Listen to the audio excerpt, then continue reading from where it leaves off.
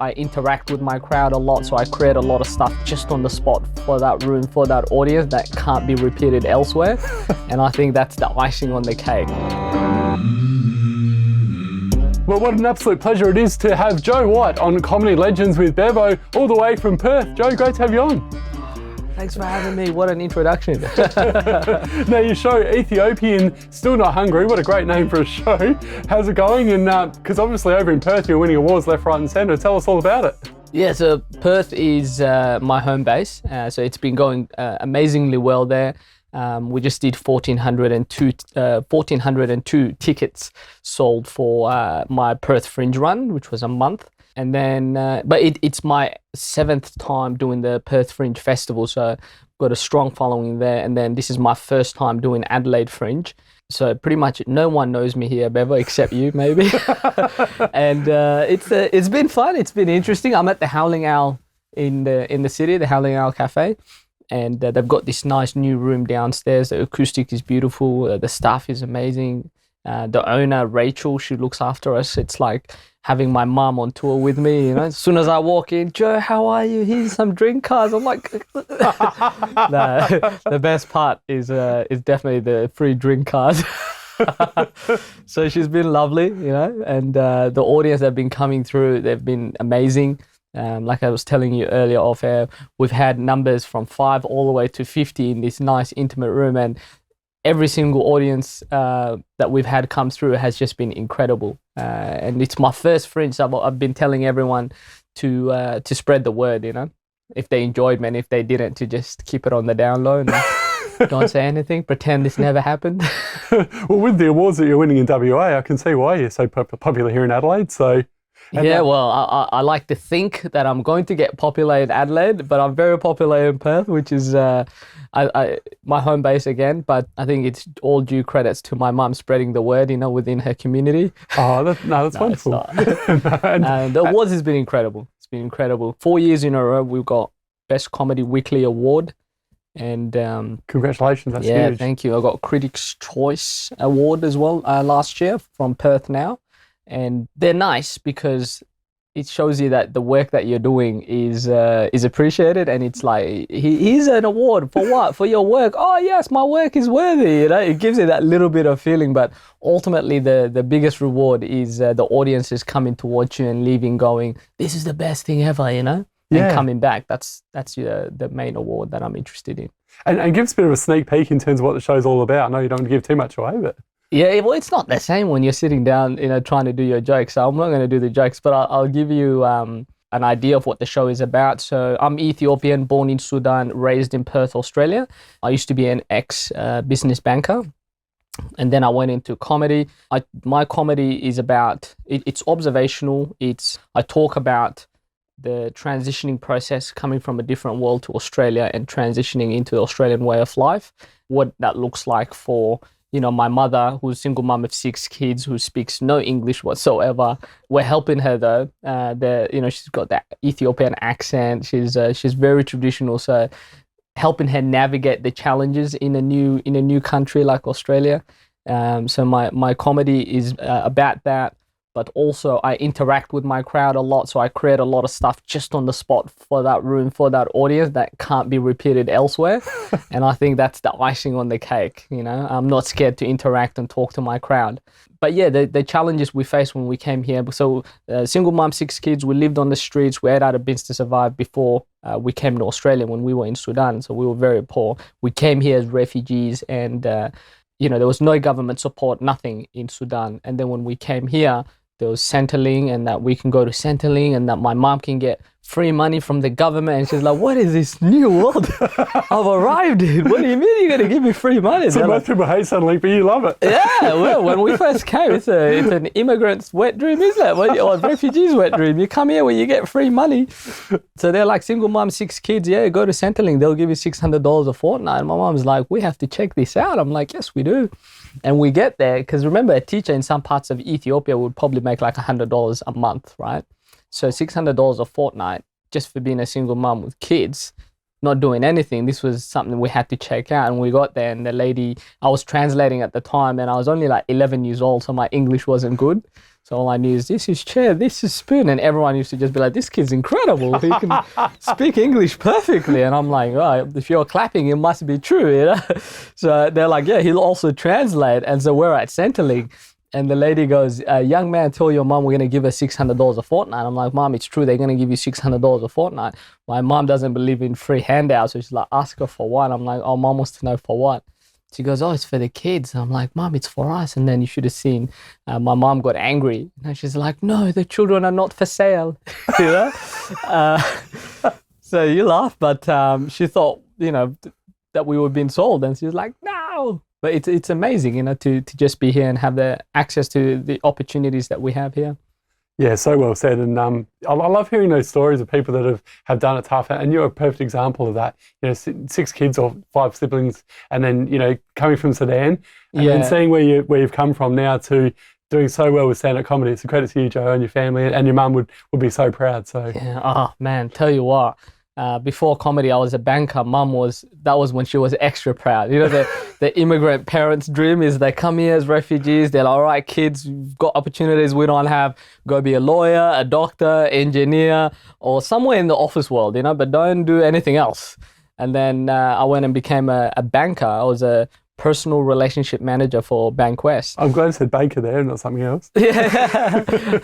And my mom used to tell everyone, you know, she was so proud. My son, he's bank manager. She would tell people at her church, my son is bank manager. I wasn't Bev, I just didn't have the heart to tell her, you know. But she would tell everyone, bank manager. And if you ask her what I do now, she'll just be like, yeah, he's a good boy, you know. So she was extra proud when I was a banker. She's still very proud. Now that I'm doing comedy, only because she actually sees footage of people coming to watch me. Then she's like, oh, hold on, maybe he is doing a respectful job. You know, it's not easy. So she's extra proud now. She comes to the show, she sits in the front, she heckles sometimes, so we sit her in the back. You know, we have to, you know, African parents can be too supportive to the point where they disrupt the show. So when I'm performing, she'll just be like, psst, psst. And I'll try to ignore her, but my mom comes to my shows dressed in traditional Ethiopian attire, which is full white. So you know it's her, you know? And she'll just be like, psst, psst, trying to help me. And I'll be like, what is it, Mom? And she'll be like, oh, that one is not funny. Do the next one, you know? And I'm like, damn it, it's about her. So she knows it's not funny. I'm like, all right, I'll move on. So ultimate heckle is Mum. And recently you were in a COVID situation, like a lot of people have been, where you were a close contact with someone that had COVID. How'd you spend that time, Joe? I mean, obviously, I think it was 7 days you said you were in lockdown. Yeah. Look, did you go nuts? Oh, mate, I'm one of those people that enjoys his alone time. You know what I mean? So I don't mind being isolated by myself. But coming from Perth to here, like before the cases that have just gone up in Perth was like a safe haven. There was no COVID, right? So as soon as I left, 12 days in Adelaide, and I was a close contact twice. Yeah, so one time, the first time, they're like, oh, you were with the case the night before, so you have to isolate for 7 days. I said, hold on, I think we were only together for under 15 minutes, you know, and the rule is 15 minutes and above. And so they check the footage and they're like, yeah, 13 minutes and 15 seconds. And I'm like, yes. But they're like, to be safe, you still have to. I was like, yeah, I'll isolate for 3 days just to be safe. So I did a rat test for 3 days just to make sure I'm good. And they're like, all right, awesome, come do the show. I went and did the show and then came back the next, after 3 days, did the show. And then the next day I got a call saying, oh, you have to isolate for 7 days because you're a close contact again. Oh. And then I was just like, damn. Not again. So Mum called me, how's Adelaide? I was like, oh, Adelaide is incredible, Mum, you know? And then as soon as I hang up, I was like, no. So, but I don't mind it. I did a lot of admin, get on the phone to some mates of mine that I haven't spoken to for a while because I've been busy. I needed that break, to be honest. I needed that 7-day break because I just came from a month of doing shows in Perth. So I did over 100 shows in Perth, easy for the month. Wow. Right, and solo shows plus gigs and stuff over. So I've worked every day doing several shows. So I needed that 7-day break. Even though I had to come to Adelaide and do the festival straight away, there was no really a gap.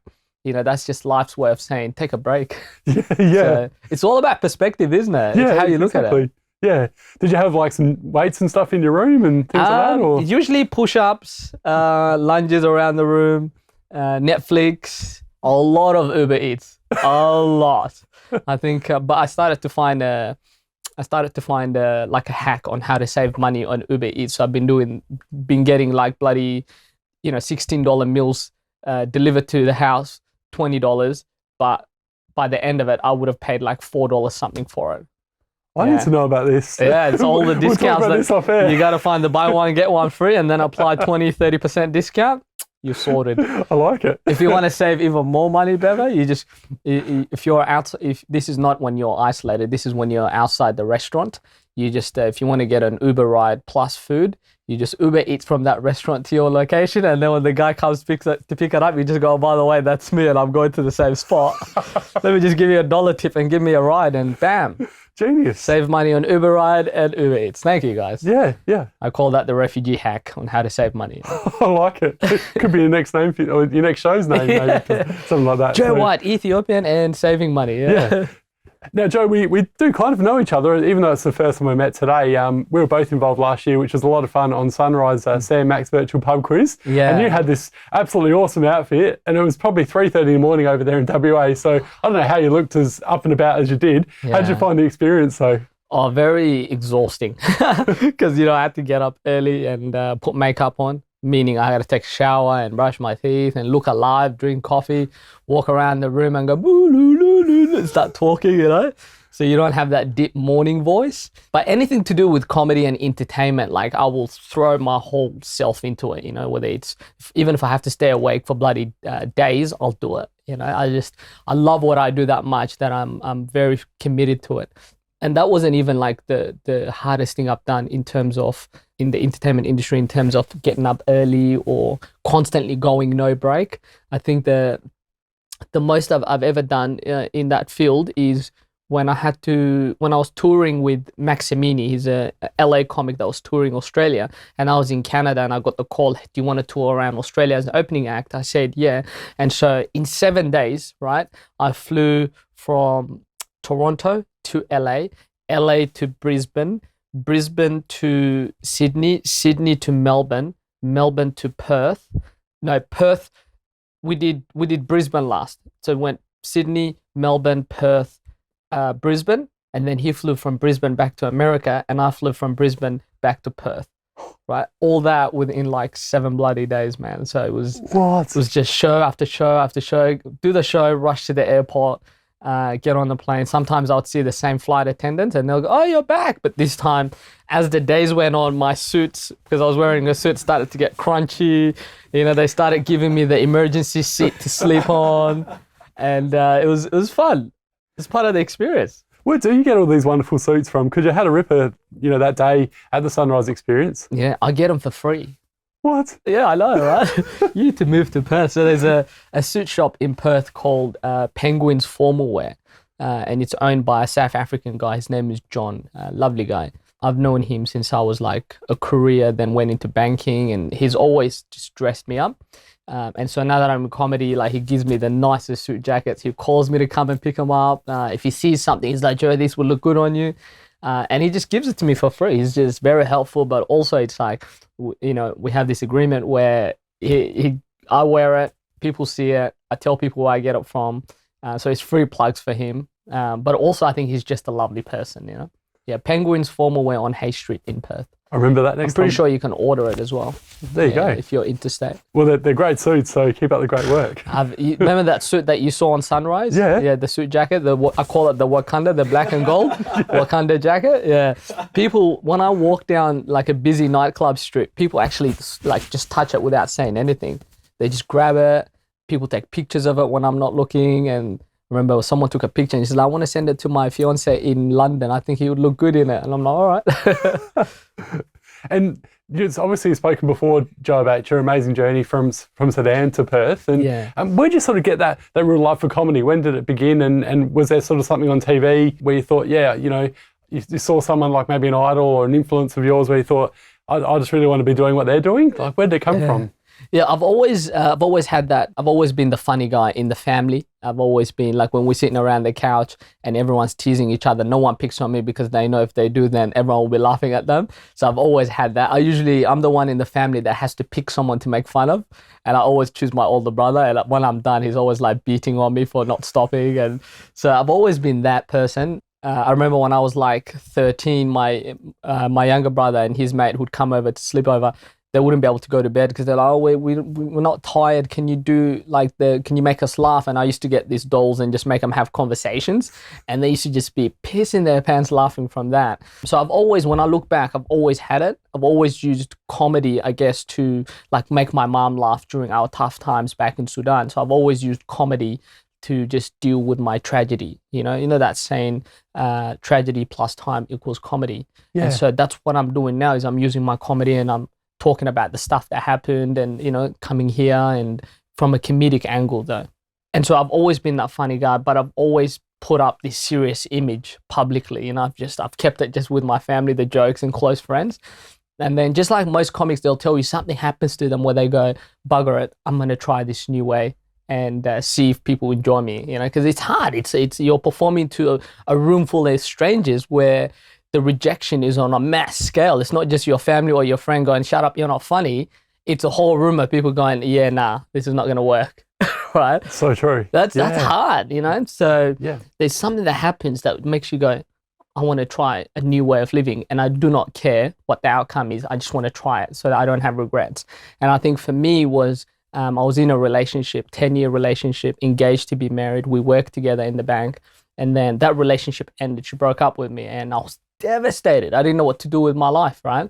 And then by some miracle, my sister called me and she's like, oh, I was just at the shops and there was this random psychic place. I went to it and this lady freaked me out. I'm at home now. Can you please come over? So I went over. She was crying and I was telling her, don't believe in that stuff. It's just bullshit, And then as a joke, she goes, why don't you go and see her? You've had an interesting life where, you engaged to be married and stuff. All of a sudden, you're a single man. You're not living together anymore. And, go see what she says to you. And I was like, yeah, why not? Let's see what she says, I was like, I'll check this out for you.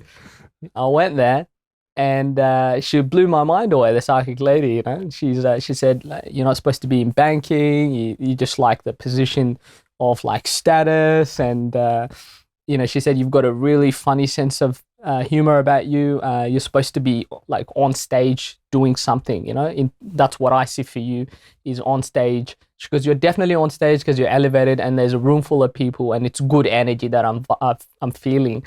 And I thought to myself, wow, she really is on drugs, But she's like, are you a rapper? I'm like, are you stereotyping? And she goes, no, I'm not. I'm like, oh, what's going on here? She goes, it's supposed to be something with stage. I don't know what it is. You're just going to have to find out what it is. That's your job. But if you don't find out what it is, you're going to be an old man and you're going to regret the way you lived your life. And that was the sentence that really hit home with me. And, I didn't want to have any regrets anymore. And I think I lived a lot of my life quiet and reserved and trying to make sure everyone's happy and I'm not stepping out of line, So now I'm like, I want to find out what the meaning of life is. I want to be a free spirit. I want to explore as much as I can. I want to just like give it my best and just pour it all out, die empty. That's what I want. And so regrets was something I couldn't afford to have. And so when she said this to me just before I left, I said, a month ago, I actually wrote a page of stand-up comedy to trial. And her mind was like, that's what it is. You have to get on stage. You have to try it. And I was like, nah, this woman's crazy, right? And then I went home and it just kept eating at me. Old man with regrets. I was like, no, that can't be me. And so I looked up, stand-up comedy. I found one and I went and did the course and stuff. And they got me on stage. Australian stand-up school of comedy run by an African-American guy called Dante. And I did it and it was incredible. And then I came on stage, 5 minutes, received 2 applause breaks. And when the 5 minute was over, I thought I was going to have a heart attack before. On stage, adrenaline was rushing. I didn't know what was going on. I was just doing what I practiced, trying to be as good as I can, right? Deliver it as good as I can. And then when they laughed and they clapped and I got off stage, tell you this, Bev, I was driving home and I was just, tears were coming out because I found this thing that made me feel a certain type of way that I've never felt before. Like I said, single mom, 6 kids, lived on the streets, ate out of bins to survive, no dad, came here, had the breakup happen. The breakup nearly killed me. It was probably the worst thing that could have ever happened to me. Worse than the refugee lifestyle that I lived, right? And people go, how is that worse? It's because that refugee lifestyle I lived, the homelessness, the poverty, all that was collective suffering. You know, I had my mom with me, my brothers and my sisters, we suffered together. So I wasn't in it alone. But the breakup was very hard. I was suffering alone. And so I didn't know how to feel anymore. I didn't know how to continue anymore living my life. So when I did that open spot and the way I felt when the crowd was like, oh, this kid's funny, it was like I was hooked. You know, I was driving, pulled over, and cried, going, thank you for giving me a reason to keep going. And I've just never looked back, man. And that's how I got into comedy.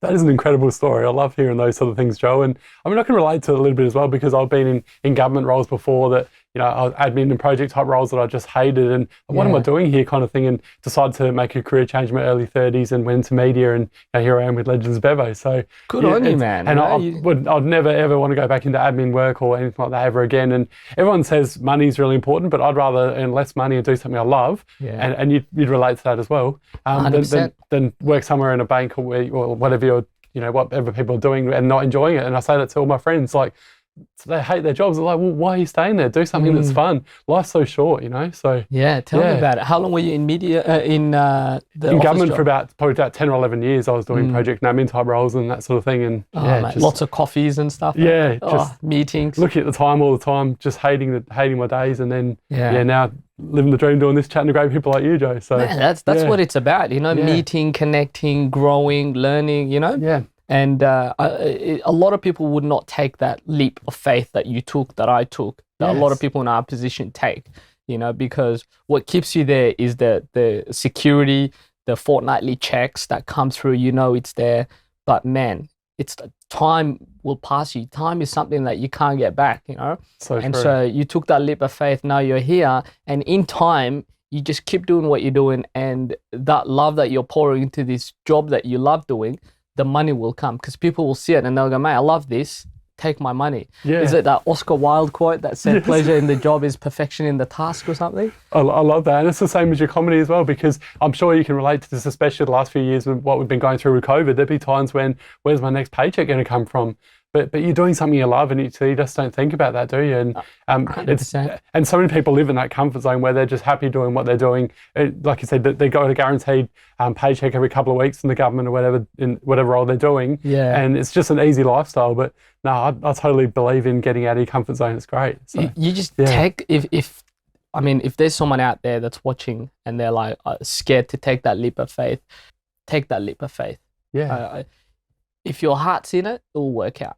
Right, I took that leap of faith when I was in banking, to leave banking and pursue comedy. Yes, it wasn't easy in the beginning. There was a lot of ups and downs, a lot of downs more so. And then slowly, I just kept focused, kept believing, and the ups started to come. Next month, I've been booked by the bank that I used to work for, right, to do a show for them. Oh, how ironic. To do a virtual show for them. And it's a 20-minute show and then 20-minute interview about what it was like working for the bank, what it's like now. And so it's the circle of life, isn't it? So I left to do something I love, and that one thing that I love has now brought me back into the bank, but I'm doing what I love within the bank now. That is an amazing story. Yeah. So you got to take that leap of faith, you know, don't be scared. Life's too short for sure.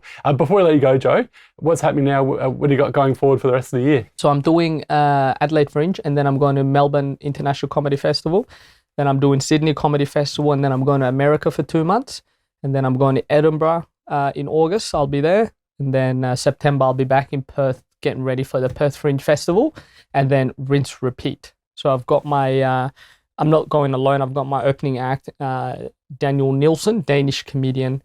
I've met in Perth. We're on the road together as well. So I've got Daniel Nielsen with me, who's just a good human, good friend.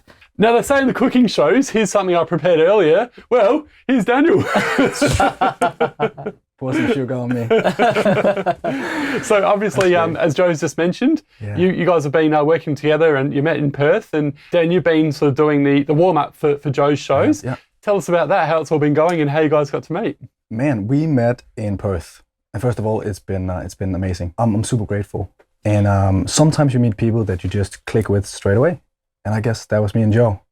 I just started comedy in Perth, and he gave me this pass as part of his crew. A half hour into meeting him, he was like, you should check this out. And this pass will get you in. You can just be a fly on the wall. And then a few months later, I was still so new. He said, why don't you open for me at this show? Because he was doing multiple shows. And it's a split show called Black versus White. That sounds like a racial showdown. It was not. He was not like, I need a white part of this show. This was Joe White and Joe Black in Perth, and he put me on as an opener. That's the best thing about this journey is I'm not doing it alone. You don't want to do it alone. Who the hell wants to be a touring comedian on the road by himself? That's boring. Exactly.